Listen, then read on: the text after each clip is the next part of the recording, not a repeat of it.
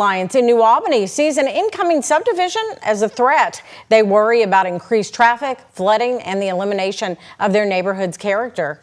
And here's the neighborhood we are talking about. It is off Vincennes Street in New Albany, very close to New Albany High School.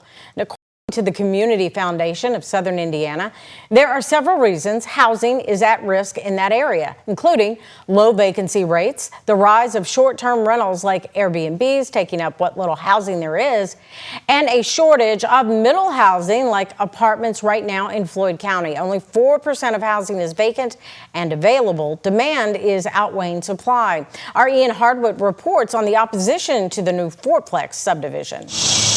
Bugs and birds call these 3 acres home. It's property along Myrtle Avenue, now owned by Discovery developers. The DePauw Neighborhood Alliance gathered there in opposition to a 20-unit series of fourplexes planned for the site. All we're asking for is development that respects the standards that we have maintained here for 100 years. Resident David Reynolds says those standards, green front yards, sidewalks, and unique homes, make the historic DePauw neighborhood an ideal place for their tight-knit community.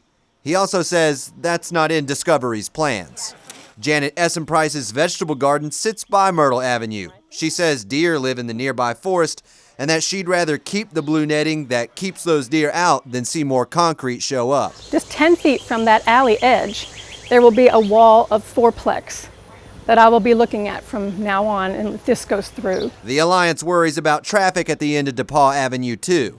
The neighbors say this guardrail was dented within the past week. They're worried if this subdivision does go in, the 40-plus cars worth of traffic it could add will be too much for the tiny little turn. I've had the police ask me to back my car up off of that corner just so traffic can make that round. The group also sees the wooded property swamped during heavy rains.